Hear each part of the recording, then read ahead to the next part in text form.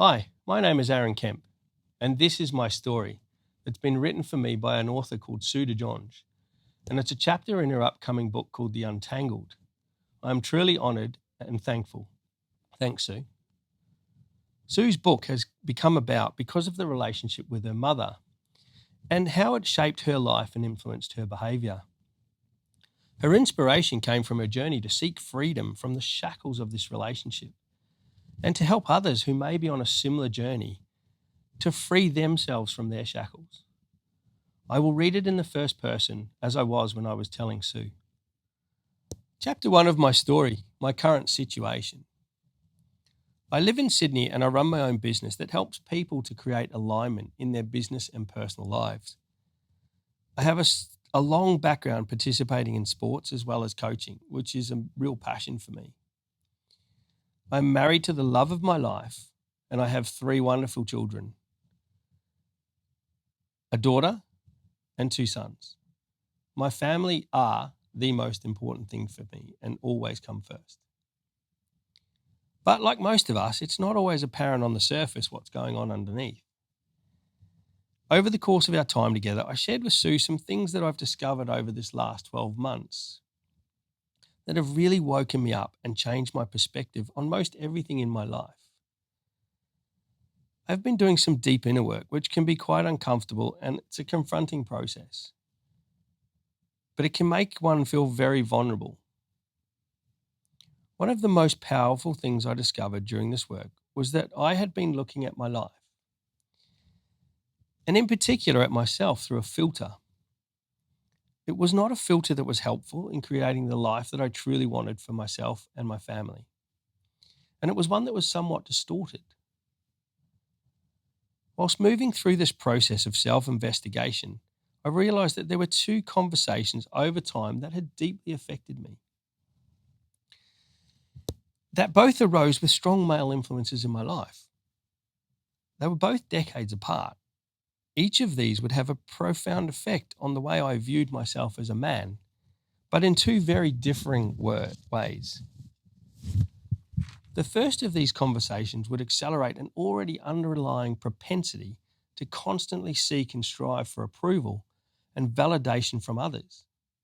The second happened over 30 years later, but would also have a major impact on my sense of self, though in an unexpected, enlightening, and life-changing way. Chapter 2 of my story, the lunch that changed my life. This conversation took place around 12 months ago, and for me, I think it was my real wake-up call.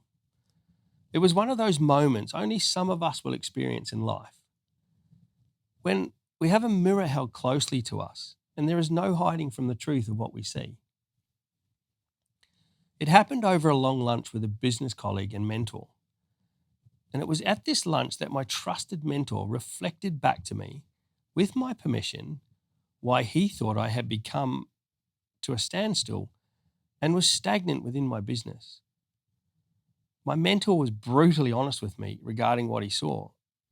And he told me that he saw all of this potential in me, but could tell that behind the scenes there was all of this other stuff going on. The feedback that he gave me helped me to clearly see how much I had been getting in my own way, and thereby keeping myself stuck, not just in my career, but also in other areas of my life, purely because of the way I viewed myself. It was a very revealing experience.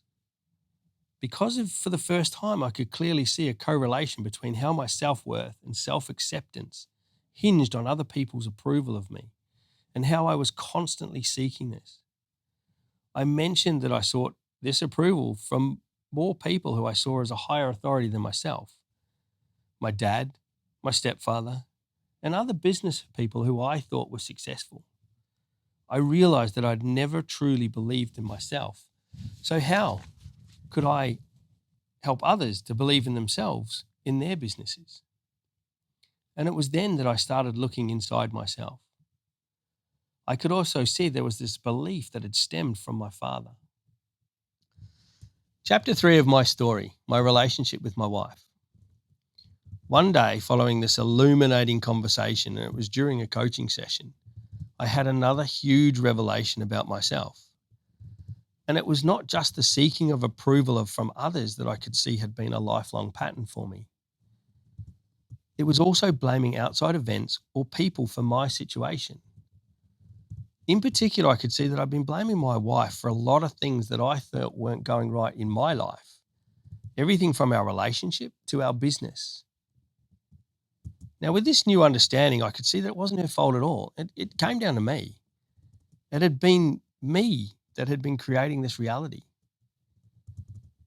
So following this session, I rang my wife straight away and I told her I needed to take her out to dinner and that there was something I really needed to discuss with her. Unfortunately, she thought I was going to ask for a divorce. But while we're out, at one point I virtually got down on one knee and I said to her, I just need to apologize to you. I told her that it wasn't her fault at all, it was mine. And I was so sorry and I asked for her forgiveness. It's not always an easy thing to admit when you've been wrong. But when I realized the detrimental effect my behavior was having on my relationship with my wife, I didn't hesitate to take accountability for my actions and consequences that they were having. Chapter 4 of my story, my relationship with my father. I realize how much of an impact my father's and my relationship with him has had on my life. I now see it all goes back to the first of the two conversations that I mentioned earlier with my father. I see how that one conversation had shaped the whole of my life from that time on, and how I had viewed myself up until recently. It took place when I was just 16. At that time, I was so excited because the realization had come to me of what I wanted to do when I left school. I was going to leave school the following year when I turned 17 and go to TAFE to become a chef. When my dad got home from work that day, I was so excited to tell him the news. And I said to him, Dad, I've decided what I want to do when I leave school, when I grow up. I want to be a chef. But instead of being excited for me, my father just turned around, looked at me and said, You're not gay, are you? That's not a great way to make a living. My heart sank because it's not the response I had wished for. I had hoped that my father would be just as excited for me. And that blunt response to my news made the divide that already existed between father and son widen even further. Even though I didn't get the approval or support regarding my choice of career that I had hoped for, the rebel in me thought, I'm just going to do it anyway, regardless of what you think. But it wasn't until very recently I realized how much that conversation had shaped me. I could see that the feminine or feeling side of me wasn't expressed, as I had been scared if it was, I might be perceived as being gay. That by showing any sort of emotion, people, including my father, might not see me as a real man. I got to the point by the age of 18 where I just couldn't see eye to eye with my father. I decided to move to Australia, where my mother was now living, and follow my career as a chef. I phoned my dad on my 18th birthday and I told him I'd moved out. And as a result of that call, my father didn't speak to me for another 2 years. I had always wanted my father to be proud of me. Dad himself had been a bit of a loner when he was growing up. I only found out recently. And he used to get into a lot of fights at school because he used to stand out from the crowd. As a result, while my dad was still alive, I myself would cause fights. I got myself into a lot of situations because I was trying to create an environment where he would feel proud of me. But now I know that that was probably not a great way to live. Now that I realize these things, it has really allowed me to go deeper into myself and go, okay, what are the other behaviors that I exhibited because of this whole way of externalizing authority? Chapter 5 of my story, my childhood. I see now that throughout my life, I was constantly striving for others' approval. I had always been seeking that approval. For someone to say, I'm proud of you. And I had constantly been chasing that, but never really felt I got it. It was not a seeking of approval merely for ego's sake, but because there was something inside of me that was crying out for my father's acknowledgement. I had the whole seeking approval, kind of wanting everyone to tell me they're proud of me and wanting that pat on the back, but not really wanting it at the same time. I grew up in Auckland, New Zealand. I was quite a shy and fairly quiet kid. My parents separated while I was still quite young. They were always very amicable, and there was never any nastiness displayed to each other in front of me or my sister. And we were allowed to choose who we wanted to live with. And I remember my father being quite a strict disciplinarian, while my mother was really relaxed. And I have a great relationship with my mother. But the earliest memories I have of my father was that he was always working, including weekends. He was in sales, so he was always on the phone. My dad was a big drinker. He smoked like a chimney, and he loved to play golf. When my parents split up, however, Dad would always spend every Sunday with us, and he would come and pick us up in his red convertible MG. So he was doing his best. My relationship with my father growing up was very one-sided, and Dad was a do as I say, not as I do kind of person. And we had to live under his rules.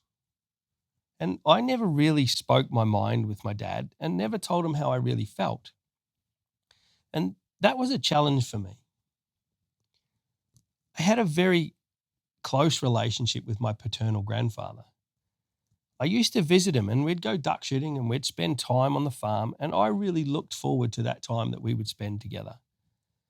Upon further reflection, I really thought of my grandfather as a better role model than my father.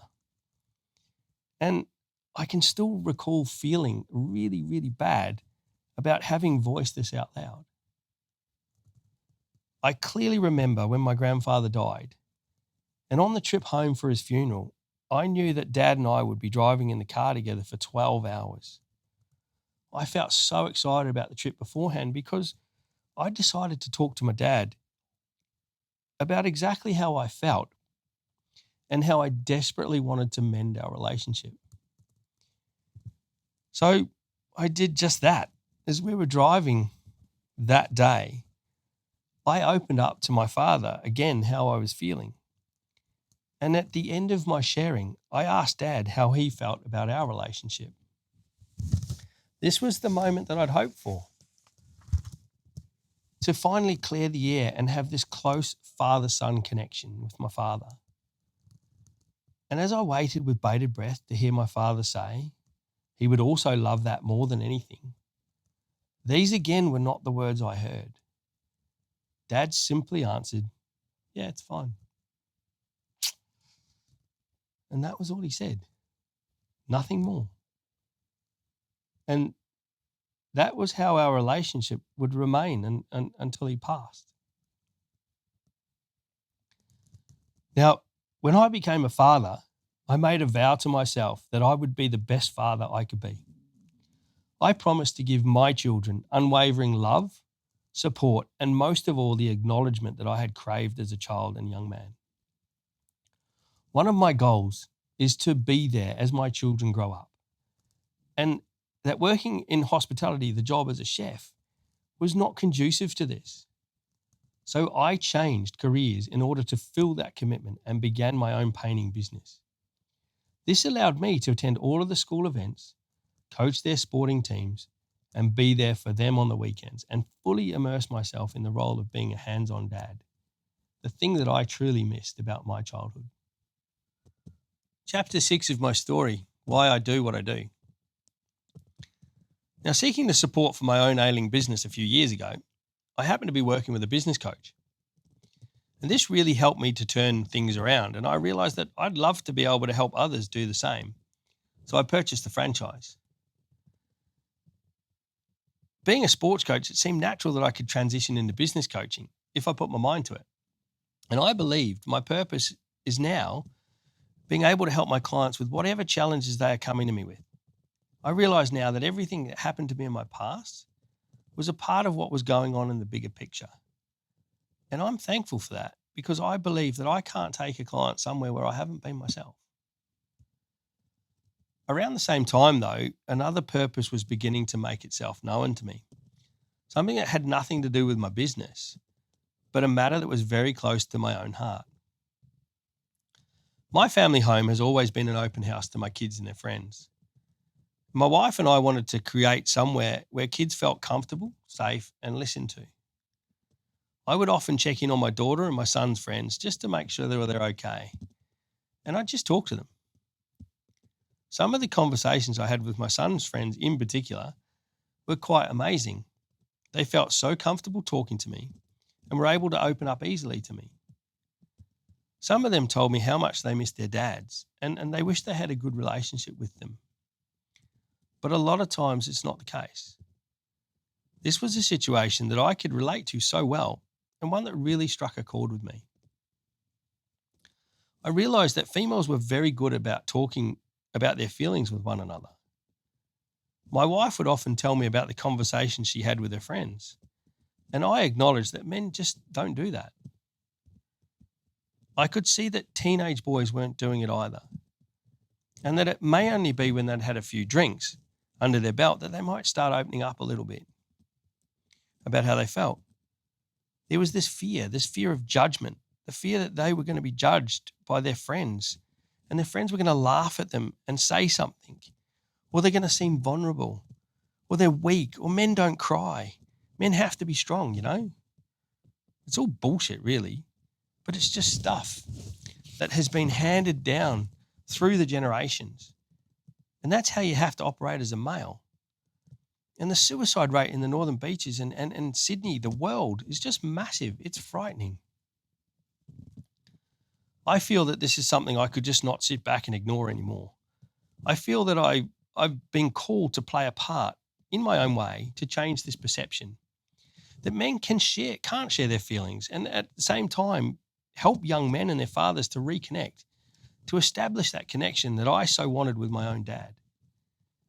They miss their dads. They need their dads. And I can see that it's what these boys were crying out for.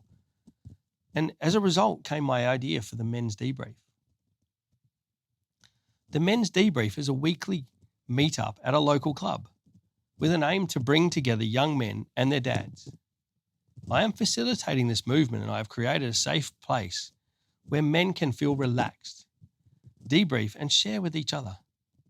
My goal is eventually they will be able to do this without alcohol, and that they may need to, they won't need to rely on something external to be able to share those inner feelings about things that are troubling them or they need support with.